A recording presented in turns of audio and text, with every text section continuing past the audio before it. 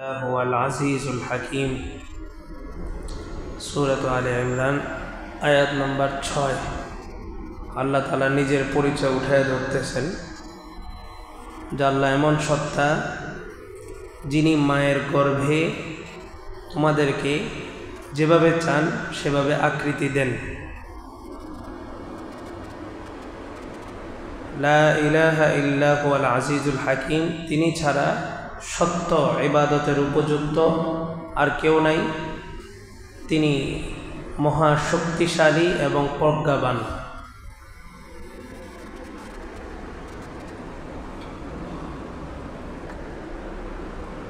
মায়ের গর্ভের মধ্যে আমাদের প্রত্যেকের আকৃতি দেওয়া থাকে। আকৃতির মধ্যে প্রথম আকৃতি হইল পুরুষকে পুরুষ, নারীকে নারী। দ্বিতীয় আকৃতি হইল শরীরের গঠন, অবয়ব, চোখ যেখানে দেওয়ার সেখানে দিছেন, মানুষের আকৃতি দিছেন। কিন্তু আমাদের হয় কি, দুনিয়াতে আসার পর বিভিন্নজন বিভিন্ন আকৃতি লালন করে। আল্লাহ তাআলা মায়ের গর্ভের মধ্যে একটা আকৃতি দিছেন, যাকে যেই আকৃতি দিলে ভালো হবে আল্লাহ তাআলা তাকে ওই আকৃতি দিয়েই বানাইছেন। কাউকে পুরুষের আকৃতি দিছেন, পুরুষ বানাইছেন। তা আল্লাহ ভালো জানেন কাকে কোন আকৃতি দিলে ভালো হবে। মানুষের মধ্যে ক্যাটাগরি তিনটা রাখছেন। একটা হচ্ছে পুরুষ, আরেকটা হচ্ছে নারী, আরেকটাকে বলে হিজরা, যেটাকে আরবিতে বলা হয় খুনসা। হযরত ওমর রাদিয়াল্লাহু তাআলা আনহুর যুগে এই হিজরা এরা কি পুরুষের কাতারে পড়বে না নারীদের কাতারে পড়বে, হযরত ওমর একটা বাইন্ডিং দিয়ে গেছেন, একটা নিয়ম পদ্ধতি দিয়ে গেছেন। অর্থাৎ হিজরারা এখন আমাদের সমাজে যেরকম অবহেলিত, তাদের কোনো চাকরির ব্যবস্থা হয় না, কোথাও কেউ তাদেরকে মূল্যায়ন করে না, যার কারণে তারা নিজেরাই সিদ্ধান্ত নিয়ে সমাজের মধ্যে বিশৃঙ্খলা তৈরি করে। চাঁদা উঠায়, দোকানে দোকানে চাঁদা উঠায়, বিবাহ বাড়িতে গিয়া সেখানে চাঁদা উঠায়, নতুন বাচ্চা জন্ম নিলে সেখানে যায় চাঁদা উঠায়। এটার সবচেয়ে বড় দোষী হচ্ছে আমাদের রাষ্ট্র। গত সরকার একটা উদ্যোগ নিছিল হিজড়াদের ব্যাপারে, হিজড়াদেরকে কর্মসংস্থানের একটা উদ্যোগ নিছিল, বাস্তবায়ন করতে পারে নাই, তার আগেই পতন। এই হিজড়ারা আজকে সমাজের এরকম অবহেলিত জায়গা থেকে বিশৃঙ্খলতা তৈরি করে, এটার মূল দায় রাষ্ট্রকে নিতে হবে। কারণ একটা মানুষের যখন কর্মসংস্থান থাকবে না, তখন সে বাধ্য, নিজে উলঙ্গ হইতে বাধ্য, মানুষের উপরে নির্যাতন করতে বাধ্য। কিন্তু তার যদি নির্দিষ্ট একটা কর্মসংস্থান থাকে, তাহলে সে তুলনামূলক গোছানো থাকে। হযরত ওমর বলেন, হিজরাদের মধ্যেও পুরুষ মহিলা আছে, হিজরাদের মধ্যেও এই লিঙ্গ হয়, লিঙ্গর বিবেচনায় কোনোটা হবে পুরুষ, কোনোটা হবে নারী। তবে একটা প্রকার আছে, এটাকে আরবিতে বলে খুনসায়ে মুশকিল। মুশকিল মানে কঠিন, এটাকে ধরা যায় না। এটার মধ্যে লিঙ্গ দোনোটা আছে, পুরুষেরও এবং নারীরও। তখন হযরত ওমর একটা ঐতিহাসিক সমাধান দিছেন। বলেন যে বুকের যে হাড্ডিগুলো আছে, আমাদের বুকের যে পাঁজর, একটা হাড্ডি থেকে কি বানাইছে, নারী বানাইছে। তার মানে পুরুষের একটা হাড্ডি, পুরুষের একটা হাড্ডি তাহলে কম, একটা থেকে তো বানাইছে নারীকে, তাহলে পুরুষের একটা হাড্ডি কি হবে, কম হবে। এখানে সম্ভবত 13টা বা 14টা। হযরত ওমর বলেন যদি 13টা হয় তাহলে সে কি পুরুষ, আর যদি 14টা হয় তাহলে সে নারী। ঐতিহাসিক এক সমাধান হযরত ওমর দিছেন। আর হযরত ওমর ছিলেন মুহাদ্দাস, মানে ওনার দিলের চাহিদা অনুযায়ী আল্লাহ তাআলা বিভিন্ন সময় আয়াত নাজিল করছেন। অনেক গ্রহণযোগ্য ব্যক্তি ছিলেন আল্লাহর কাছে। 13টা বা 14টা এরকম একটা ব্যবধান আছে হাড্ডির ভিতরে, বুকের পাঁজরে। তো যেই হিজরা পুরুষ না নারী এটাও পার্থক্য করা যাইতেছে না, ওই হিজরার ব্যাপারে এই সমাধান। তো ইসলাম তাকেও একটা সম্মান দিছে নির্দিষ্ট ক্রাইটেরিয়াতে। হিজরা হিজরাকে বিবাহ করবে, পুরুষ নারীকে বিবাহ করবে, হিজরা হিজরাকে বিবাহ করবে। তাদের মধ্যে ক্যাটাগরি আছে, পুরুষ আছে, নারী আছে হিজরাদের ভিতরে। তা আল্লাহ বলতেছেন আমি মায়ের গর্ভে তোমাদেরকে আকৃতি দিই, এই আকৃতি পৃথিবীতে আসার পর কেউ বিকৃত করলে আল্লাহ বলেন লাআনাল্লাহুল মুতাশাব্বিহাত, আমি যারা সাদৃশ্য গ্রহণ করে তাদের উপরে অভিশাপ করি। আল্লাহ তাআলা অভিশাপ দেন তাদের উপরে, তারা অভিশপ্ত জাতি। আল্লাহ বানাইছে আপনাকে পুরুষ হিসাবে, আপনি দুনিয়াতে আসার পর প্রাপ্তবয়স্ক হওয়ার পর আপনি কি হয়ে গেলেন? নারী, মহিলা। আর এখন তো হুজুগে জাতি, রাত্রে শুইছে, সকালে উঠার পরে উনি দেখে যে উনি পুরুষ হয়ে গেছে, কেউ চেক করে না, উনি নিজেই বলছে, কয় যে আমি রাত্রে ঘুমাইছি, সকালে উঠে দিকে আমি কি হয়ে গেছি? পুরুষ হয়ে গেছি। আর আমরা জাতি হিসাবে এত নিকৃষ্ট এবং এই কোরআনের মাহফিলগুলাকে এত নিকৃষ্ট জায়গায় নিয়ে গেছি, এই মহিলা থেকে পুরুষ হয়েছে, এরা এখন বক্তা বানায় দিছে, যে কোনো মাহফিলে নিয়ে হেরে বয়ান করতে দেয়, যে এটা আল্লাহর একটা কারামত, রাত্রে ঘুমাইছে মহিলা, সকালে উঠে দেখে পুরুষ। তো এরা এখন বিভিন্ন জায়গায় ওয়াজ মাহফিলে নিয়ে কি করতেছে? মাহফিলে স্টেজে উঠাই দিতেছে। সে যদি মহিলা থেকে পুরুষও হয়, এটা বলার বিষয়, এটা তো লজ্জার বিষয় একটা। আরেকজন পুরুষ থেকে মহিলা হয়ে যেতেছে। আল্লাহ বলেন আমি মায়ের গর্ভে যে আকৃতি দিছি ওইটাই, পৃথিবীতে আসার পরে তুমি নিজের আকৃতি পরিবর্তন করবা, এটা তোমার জন্য বৈধ নয়। যদি করো লাআনাল্লাহ, আল্লাহ তাআলা অভিশাপ করবেন, ওয়াল মালাইকা, ফেরেশতারা অভিশাপ করবেন, ওয়ান নাসু কুল্লুহুম আজমাউন, সমস্ত মানুষ অভিশাপ করবেন। এখন দেখেন কি হইল, এই যে পশ্চিমাদের এই অফিস হইলে কি কি সমস্যা। পশ্চিমাদের অফিস এখনো শুরু হয় নাই, কার্যক্রম শুরু হয়েছে মাত্র সপ্তাহখানিকও হয় নাই। এক নারীকে পুরুষ চলাচল সব কিছু নারীর মতো, নাম হচ্ছে অ্যাডলফ খান, পুরুষ কিন্তু চলাচল তার কিসের মতো? নারীর মতো। বেশভূষা সব কিছু কিসের মতো? কণ্ঠ নারীর মতো। আবার এই যে ব্রু, চোখের উপরে নারীরা ব্রু প্লাক করে, মানে কাটে, কাইটা এখানে একটা ডিজাইন করে, এটা না জায়েজ। পুরুষের জন্য তো না জায়েজ, হারাম, নারীর জন্য কি নেই? জায়েজ নেই। এই ব্রু কাটা যাবে না। যে সমস্ত পশম কাটলে উঠে, যেমন মোষ কাটলে আবার উঠে, চুল কাটলে আবার উঠে, কিন্তু ব্রু, চোখের এগুলা পাপড়ি, এগুলো পড়লে আর কি হয় না? উঠে না। আপনি এগুলো উঠায় ফেললে, কেটে ফেললে এগুলো আর কি হয় না? সহজে উঠে না। এই ব্রু প্লাক করা নিষেধ। এই পুরুষ পরিচয় দিতেছে, সে নারীর মতো কি করে? ব্রু প্লাক করে, এবং আংটি, গলার চেন, চলাফেরা সব কিছু নারীর মতো। এবার দেখেন ঘটনা কোন জায়গায় ঘটলো। এই পশ্চিমারা আসা মাত্রই তাকে কি করলো? সুদর্শন পুরুষ হিসাবে জাতীয় পুরস্কার দিছে। সুদর্শন পুরুষ হিসাবে জাতীয় পুরস্কার দিছে। কি সমস্যা দিছে? কি সমস্যা? কোনো সমস্যা আছে? হ্যাঁ, একটা যুব সমাজ, একটা সমাজ ব্যবস্থা, একটা রাষ্ট্র ব্যবস্থা কিভাবে ধ্বংস হয় এবার দেখেন। এই পুরুষ অ্যাডলফ খান পুরুষ, কিন্তু চলাচল কিসের মতো? নারীর মতো।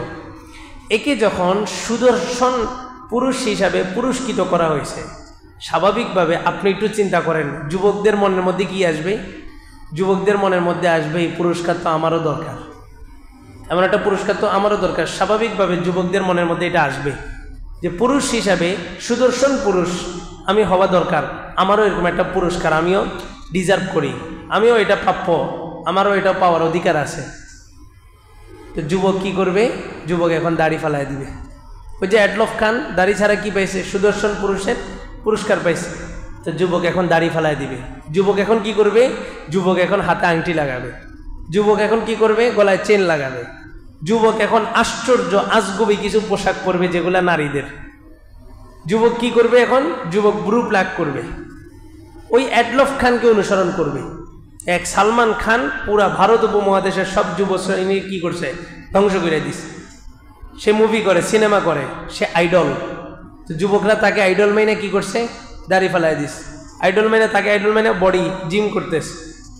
এই সমস্ত পশ্চিমারা আইসা এই নষ্ট প্রোডাক্ট, নষ্ট জিনিসগুলাকে সমাজের সবার সামনে তুলে ধরে যে এটা হচ্ছে বেস্ট। তে কি হয়? যুব সমাজ ওই রাসূলের আদর্শ ছেড়ে দিয়া, রাসূলের বেশভূষা, রাসূলের পোশাক ছেড়ে দিয়া, রাসূলের সুন্নত ছেড়ে দিয়া ওই নষ্ট জিনিসের পিছনে কি করতেছে? অনুকরণ 24 ঘন্টা ওটার পিছনে দিচ্ছে। অ্যাডলফ খানকে পুরস্কৃত করছে, তো হুজুর আপনার সমস্যা কি? আমার সমস্যা এই জায়গায়, ওই এক অ্যাডলফ খান পুরা জাতির যুব সমাজকে নষ্ট করার জন্য যথেষ্ট। এরপরে কি হইল? এরপরে বেশ্যাদেরকে কি করা হইল? অনুদান দেওয়া হইল। আপনার মাইলস্টোনের এই বাচ্চাগুলোর উপরে এরকম একটা হামলা হইল, বিমান দুর্ঘটনায় কতগুলো বাচ্চা শহীদ হইল। তো সেখানে রাষ্ট্র কি করছে? রাষ্ট্র হাত পাইতে দিছে, বলে যে টাকা পয়সা নাই, তুমি টাকা পয়সা দাও, সহযোগিতা করো।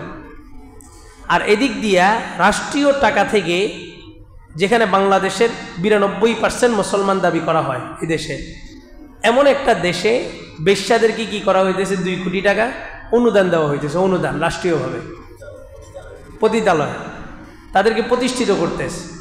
এই যে দেখেন, পশ্চিমারা আসছে মানবিক করিডোর নাম দিয়া, মানবতার ফেরিওয়ালা হইয়া, কিন্তু আইসা সমাজের কি মানব সেবা করতেছে? না, মানব সভ্যতা ধ্বংস করতেছে, মানব সভ্যতাকে পরিপূর্ণ ধ্বংস করে দিতেছে।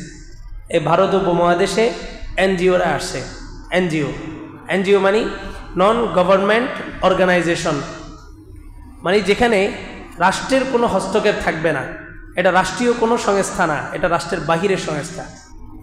তো এনজিওরা ঈশা এই ভারত উপমহাদেশে 180 বছর তারা শাসন করে গেছে। ইংরেজরা আসছে কিভাবে, ঢুকছে কিভাবে?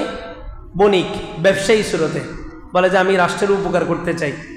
তো রাষ্ট্র বলল ঠিক আছে, আমার দেশের ব্যবসায়ীরা আমাকে লাভ দেয় 50%, তুমি কত দিবা? তো বলে যে আমি তোমাকে দিব 60%। তো রাষ্ট্র চিন্তা করলো ঠিকই তো, আমার দেশের ব্যবসায়ীরা দেয় 50%, আর এনজিওরা আমাকে দিবে কত? 60%। তো রাষ্ট্র তার যত বড় বড় প্রজেক্টগুলো আছে, রাষ্ট্রীয় বড় বড় প্রজেক্ট থাকে না, বিভিন্ন টাকা উৎসের, আয়ের, এই সমস্ত প্রজেক্টগুলা ব্যবসায়ীদের থেকে নিয়ে এনজিওদেরকে দিয়ে দিছে, ইংরেজদেরকে। এবার ইংরেজরা এই রাষ্ট্রীয় বড় বড় প্রজেক্টগুলো হাতে নিছে, নিয়ে এখন সে এবার রাষ্ট্র চালায়। সরকারকে বলে এমনে করেন, সরকার এমনে করে, সরকারকে বলে এমনে করেন, সরকার এমনে করে। কারণ কি? ওই যে রাষ্ট্রের সব বড় বড় প্রজেক্টগুলো এখন তার হাতে চলে গেছে। ইমরান এইচ সরকার, নাম শুনছেন?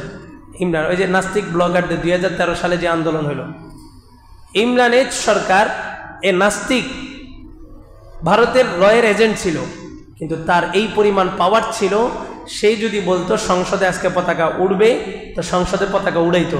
সে বলছে আজকে 1 ঘন্টার জন্য সমস্ত বাংলাদেশের পতাকাগুলাকে নামায় দেওয়া হবে। তো 1 ঘন্টা পুরো বাংলাদেশের সচিবালয় থেকে সমস্ত জায়গার পতাকাগুলো নামানো ছিল।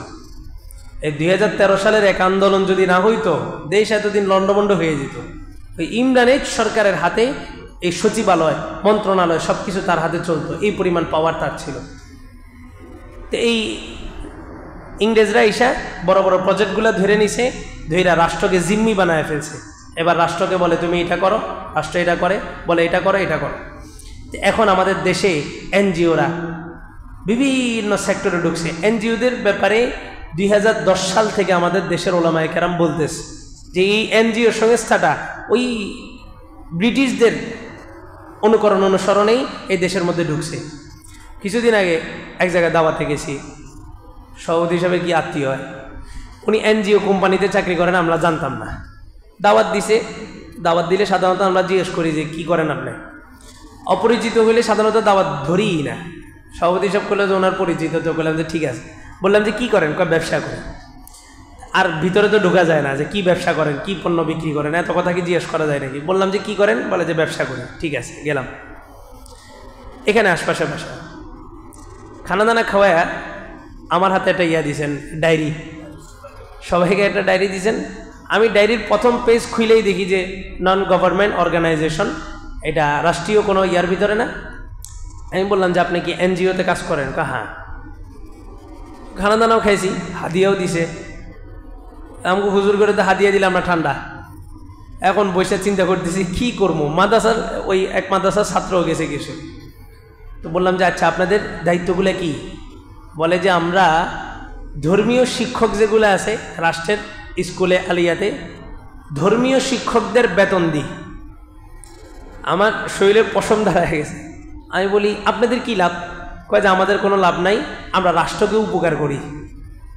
ধর্মীয় শিক্ষকদের বেতন মনে করেন আপনার কয়েক কোটি টাকা আসে পুরো বাংলাদেশ হিসাব করলে। এই ধর্মীয় শিক্ষকদের বেতন কে দেয়? এনজিও সংস্থা। এবার বলেন, এই ধর্মীয় শিক্ষকগুলো আলিয়াতে বৈশা ইসলাম প্রচার করতে পারবে? স্কুলে বৈশা তারা ইসলামের কথা বলতে পারবে? তাদের বেতন আসতেছে কোথার থেকে? এনজিও থেকে। এই জন্য আমরা বলি, এই যে বাংলাদেশে মসজিদ করছে, মডেল মসজিদ, এগুলোর ইমামরা কখনোই হক কথা সঠিকভাবে উচ্চারণ করতে পারবে না। বেতন আসতেছে রাষ্ট্রীয় কোষাগার থেকে, ওদিক সেদিক কথা হলে বেতন আটকা। এনজিওরা তারা কত সেন্সিটিভ একটা জায়গায় হাত দিছে। রাষ্ট্র চিন্তা করলো, আমার এখানে 4-5 কোটি টাকা, কথার কথা মনে করেন 50 কোটি টাকা আমার এখানে বেতনের খাতে আসে ধর্মীয় শিক্ষকদের, তো 50 কোটি টাকা আমার দেওয়া লাগতেছে না, এনজিও সংস্থা দিতেছে। রাষ্ট্র চিন্তা করতেছে এটা তো আমার লাভ। তো এনজিওরা কি করতেছে? ওখানে টাকা দিতেছে। এনজিওদের কি লাভ? এই ধর্মীয় শিক্ষকগুলা নিয়ন্ত্রণে আনতে পারলেই বাংলাদেশে ইসলামী দলগুলাকে কি করা যাবে? নিয়ন্ত্রিত করা যাবে। এই যে মনে করেন জাতিসংঘের অফিস প্রতিষ্ঠিত হয়েছে দেশে, আগামী 5 থেকে 6 বছরের ভবিষ্যৎ কি জানেন? 5 থেকে 6 বছরের ভবিষ্যৎ হইল এই যে প্রাইভেট যে প্রতিষ্ঠানগুলো আছে, এখানে ওখানে বিভিন্ন প্রতিষ্ঠানগুলো আছে, এগুলো সব বন্ধ হয়ে যাবে, সব বন্ধ হয়ে যাবে। আর এই যে কওমি মাদ্রাসার মতো এত গ্রহণযোগ্য একটা প্রতিষ্ঠান, যেটা ইসলামের ধারক বাহক, এই প্রতিষ্ঠানটা সরকারের নিয়ন্ত্রণে চলে যাবে। কারণ কি? ওই যে স্বীকৃতি, সনদ, আপনাকে মাস্টার্সের সার্টিফিকেট দেওয়া হচ্ছে, মাস্টার্সের, আপনি মাস্টার্স বানান করতে পারবেন? আত্মসমালোচনা হিসাবে বলা, আমাকে মাস্টার্সের সার্টিফিকেট দেওয়া হচ্ছে, আমি মাস্টার্স বানান করতে জানি না। তো কী হবে? এই যে সার্টিফিকেটকে কেন্দ্র করে এই সমস্ত প্রতিষ্ঠানগুলো সরকারি প্রতিষ্ঠানে রূপান্তরিত হয়ে যাবে। আলিয়া মাদ্রাসা এখন যেটাকে বলি আমরা, এই আলিয়া মূল হেডকোয়ার্টার ছিল কলকাতা আলিয়া মূল। ওইখানে আমাদের আকাবের আসলাফ মঞ্জুর নোমানি, শামসুল হক ফরিদপুরি রহমাতুল্লাহ আলাইহির মতো বড় বড় লোকেরা সেখানে পড়াশোনা করছে, বড় বড় মাপের লোকেরা সেখানে ছিল। কিন্তু এই ব্রিটিশ ইংরেজরা এসা এই সাহিত্য শাসিত যত প্রতিষ্ঠান ছিল ভারত উপমহাদেশে, এই প্রতিষ্ঠানগুলো ছিল হুজুররা চালাইতো, জনগণ টাকা দিত, হুজুররা খরচ করত বিশ্বস্ততার জায়গা থেকে। কিন্তু কোনো কি ছিল না, রিসিপ্ট বই ছিল না। ইংরেজ সরকার আইসা বলল যে এই সাহিত্য শাসিত যত প্রতিষ্ঠান আছে, এই প্রতিষ্ঠানগুলা ইংরেজ সরকারের জন্য কি হয়ে দাঁড়াইছে? হুমকি। কারণ হোসাইন আহমদ মাদানী, আব্দুল ওয়াহাব রহমতুল্লাহি আলাই, মুহাদ্দিসে দেহলভী, উনি সর্বপ্রথম ফতুয়া দিয়েছেন যে ইংরেজদের অধীনে কাজ করা নাজায়েজ এবং ইংরেজদের বিপক্ষে যুদ্ধ করা মুসলমানদের উপর ফরজ। তো ইংরেজ সরকার চিন্তা করলে এই মাদ্রাসাগুলো যদি থাকে, এই মাদ্রাসাগুলো থাকলে আমি টিকতে পারব না। 180 বছরের শাসন আমল তার ব্রিটিশ। তো ইংরেজ সরকার কি করলো? মাদ্রাসাগুলো বন্ধ করার জন্য বললো যে অডিট হবে, অডিট, সরকারি অডিট, রিপোর্ট বের করো তোমাদের কত টাকা খরচ হয়েছে। এটা দরকার স্বচ্ছতার জন্য, এটা দরকার মাদ্রাসাতে আরও বেশি দরকার, কারণ মাদ্রাসার ব্যাপারে মানুষের আস্থা একটু বেশি, তাহলে এটা স্বচ্ছতা আরও বেশি থাকা দরকার। ইংরেজ সরকার যখন অডিট করবে, যায় দেখে কি কোনো রসিদ বই নেই, ওই অঙ্ক খাতার ভিতরে লেখা অমুকে এত দিছে, অমুকে এত দিছে। তো এবার সব টাকা যা ছিল সাহিত্য শাসিত প্রতিষ্ঠানগুলোর সমস্ত টাকা ইংরেজ সরকার রাষ্ট্রীয় কোষাগারে জমা নিয়ে নিছে। ইতিহাসের পাতার মধ্যে আসছে।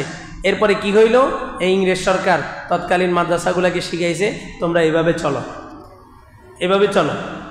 এখন এভাবে আমরা যে এইভাবে করছি, আর হাতটা কি করতে পারি নাই, পকেটে ঢুকাইতে পারি নাই, এখনও এইভাবেই আছে। মাদ্রাসার ফান্ডে কয়েকশো কোটি টাকা আছে, বাংলাদেশের যে কোনো একটা প্রতিষ্ঠানে কয়েকশো কোটি টাকা, কিন্তু ওই মাদ্রাসার কালেকশন এখনও কি হয় নাই, বন্ধ হয়নি। ওই মাদ্রাসা এখনও যান, আপনার ঋণ আছে, হ্যাঁ আমার তো প্রত্যেক মাসে এত টাকা ভর্তুকি। এটা মানে কষ্টের জায়গা থেকে বলা যে আমরা ইসলামটাকে কোন জায়গায় নিয়ে গেছি। এখন মসজিদও চলে এমনে, মাদ্রাসাও চলে এমনে। মসজিদ কি এইভাবে চলার কথা? মসজিদে আইনা দিবে পাবলিক যে নেন এই যে আমার টাকা। আর এখন কি হয়, একজন উঠতেছে শুক্রবার, মসজিদে সবাই বলতে দেন দেন দেন, আল্লাহর ঘর তো, আল্লাহ গরিব, আল্লাহর ঘরও গরিব, দেন দেন দেন। এই যে একটা টেন্ডেন্সি আমরা চালু করছি, এটা রাসূলের মসজিদে নববীতে ছিল? কোন সাহাবী বলতে পারবে ওইটা মসজিদে নববীর জন্য টাকা কালেকশন করছে? আজও মক্কা মদিনা আপনারা যাচ্ছেন, কখনো বলতে পারবেন মদিনাতে কি হয়েছে? নামাজের পরে বাক্স চালিয়ে দিছে। এটা একটা আত্মসমালোচনা হিসাবে বলা, মসজিদের বিরোধিতা না। এখন সবাই এইভাবে চলতেছে, আপনি এইভাবে চলতে হবে। তো ওয়াশরুমের সামনে দিয়েছেন বক্স একটা, পেশাব করবেন, মাগনা না, এখানে টাকা দেন তারপর পেশাব করেন, আপনার ওই পেশাব করার টাকা দিয়ে মসজিদ চলবে। এটা একটু গভীরভাবে চিন্তা করেন, সচেতন নাগরিক হিসেবে চিন্তা করেন যে এটা স্ট্যাটাসটা কি দাঁড়ায়। একটা ব্যবসায়িক এরিয়ার ভিতরে একটা মসজিদ চলতে যদি মানুষের কাছে হাত পাততে হয়, এই ব্যবসায়ীরা কি? আমাদের স্ট্যাটাসটা কি দাঁড়াইছে? ইংরেজ সরকার আমাদেরকে শিখাই দিয়েছে তোমরা এইভাবে চলবা, অথচ একটা সময় মানুষের ভিতরে এই পরিমাণ ভক্তি ছিল, মানুষ এসে দিয়ে গেছে। হ্যাঁ, এটা সত্য, আপনি মানেন আর না মানেন, আপনি উঠানো বন্ধ করেন, মানুষ এসে দিয়ে যাবে। রশিদিয়া মাদ্রাসার কথা বলি, রশিদিয়া এরকম বহু লোকের ঘটনা শুনছি, ওনারা যায় রশিদিয়া দিয়ে আসছেন যে হুজুর নেন এটা।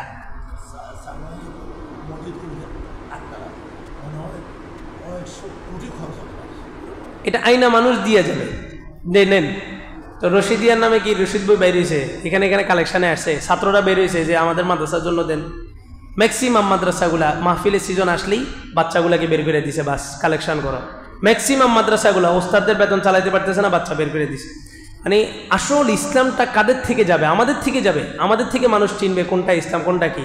আল্লাহ বলছেন জাকাত দাও, জাকাত দাও, আর আমরা নিয়ম করছি জাকাত খাও, দাও খাই। আল্লাহ বলছে জাকাত দাও, আর আমি নিয়ম করছি কি তুমি জাকাত দাও আমি খাই। আল্লাহ আকবার।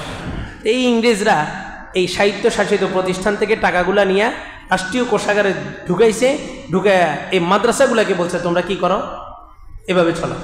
এই মাদ্রাসা আলিয়া মাদ্রাসাগুলার বাংলাদেশের এখনও বড় বড় বহু আলেম আছেন যারা তৎকালীন সময় আলিয়াতে পড়ছেন, পড়াশোনা অনেক উপরে ছিল, অনেক ভালো ছিল। এখন আগেরকার আলিয়া ছিল আলিয়া, মানে অনেক উন্নত, আর এখন আলিয়া হয়ে গেছে খালিয়া, কিচ্ছু নেই পড়াশোনা। আমার কাছে কারিকুলাম তো আছে, প্রত্যেকটা বইয়ের মধ্যে ছবি, মানুষের ছবি দেওয়া, প্রত্যেকটা বইয়ের মধ্যে চিত্র আঁকা, ছবি আঁকা। আর আলিয়া মাদ্রাসায় পড়ে, আলিয়া মাদ্রাসায় পড়াবে এমন যোগ্য একজন শিক্ষক পুরো বাংলাদেশে কেউ তৈরি করতে পারবে না। তা আলিয়া মাদ্রাসায় কে পড়ায়? আপনি খবর লইয়া দেখেন, আলিয়া মাদ্রাসায় যারা আরবি পড়াইতেছে সবগুলো হচ্ছে কওমি মাদ্রাসার ছাত্র, সবাই পড়াশোনা কওমি মাদ্রাসায়।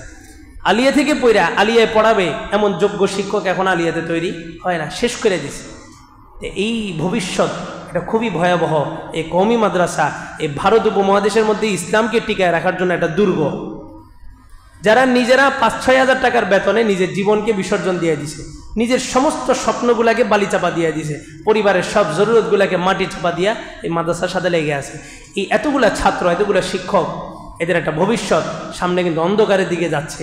সরকার যে কোনো মুহূর্তে এই মাদ্রাসাগুলোকে নিয়ন্ত্রণে নিয়ে নিবে। আপনারা শুনছেন কিনা জানি না, বিগত 7-8 বছর আগেও একটা কথা উঠছিল যে জাতীয় সঙ্গীত পাঠ করতে হবে, কওমি মাদ্রাসাগুলোতেও জাতীয় সঙ্গীত পাঠ করতে হবে। শুনছেন না? জাতীয় সঙ্গীত পাঠ করা বাধ্যতামূলক। সরকার আগে বলতে পারছে, পারে নাই। যখন আপনি স্বীকৃতি নেওয়ার জন্য নাচানাচি করছেন, এবার সরকার শর্ত দিয়েছে কি আপনি জাতীয় সঙ্গীত পাঠ করতে হবে। আমি স্বীকৃতির দরকারটা কি? আমার স্বীকৃতি দিয়ে কি হবে? কওমি মাদ্রাসার কোনো ছাত্র এই কওমি মাদ্রাসার সনদ দিয়া, সার্টিফিকেট দিয়া বাংলাদেশের কোনো একটা মডেল মসজিদে চাকরি পাবে না, এটা লিখিত পাবে না। ওখানের মডেল মসজিদগুলা তারা তো তাদের লোকগুলা আলিয়াতে যারা পড়াশোনা করে এদেরকে তো চাকরি দিয়া কোটা ফিল আপ হয়ে যেতেছে, আপনাকে কোথা থেকে দিবে? এই জন্য আবু তাহের মেজবা সাহেব, বাংলাদেশের এক উজ্জ্বল নক্ষত্র, মাদানী নেশাদ যিনি আবিষ্কার করছেন, উনি বলেন, উনি ওই সময় একটা আর্টিকেল লিখছেন, বলে যে আমার আফসোস হয়, আমি যদি কোনো দায়িত্বশীল হইতাম তাহলে আমি এই সার্টিফিকেটের পিছনে না দৌড়াইয়া সার্টিফিকেটের যে যোগ্যতা, মাস্টার্সের যে যোগ্যতা, আমি আমার বাচ্চাদের মধ্যে ওই যোগ্যতাটা তৈরি করে দিতাম। তাহলে আমাদের সার্টিফিকেট এটা কি লাভবান না সার্টিফিকেটের ওই যোগ্যতাটা অর্জন করাটা লাভবান ছিল? কোন পথে হাঁটলাম? আমাদের আকাবের আসলাম পূর্বসূরীরা, হোসাইন আহমদ মাদানী থেকে নিয়ে যত আকাবের আসলাম, দারুল উলুম দেওবন্দ আজ পর্যন্ত কোনো সার্টিফিকেট নেই। অথচ দারুল উলুম দেওবন্দ আমাদের অনুসরণীয়। আমাদের কওমি মাদ্রাসার মূল কি? দারুল উলুম দেওবন্দ। তো দারুল উলুম দেওবন্দ সার্টিফিকেট নেই, তারা সার্টিফিকেট নেওয়ার প্রয়োজন মনে করতেছে না। আমরা এক সার্টিফিকেটের পিছনে গেছি, মূলত সামনে একটা ভয়াবহ পরিস্থিতি আসতেছে। এই জাতিসংঘ সে আপনার মানবাধিকার প্রতিষ্ঠা করার জন্য এখানে আসে নাই, সে আসছে তার যে পশ্চিমা রাষ্ট্র যেভাবে ধ্বংস হয়েছে এভাবেই আরেকটা রাষ্ট্রকে সে ধ্বংস করতে আসছে। যতগুলা রাষ্ট্রে এই জাতিসংঘের মানবাধিকার অফিস বাস্তবায়ন করছে, প্রত্যেকটা রাষ্ট্র হয়তো যুদ্ধ চলতেছে আগ থেকে, নাইলে এখনও চলমান আছে প্রত্যেকটা রাষ্ট্রে। আল্লাহ তাআলা আমাদেরকে ফিতনা, ভয়াবহ ফিতনাগুলা থেকে হেফাজত করুন।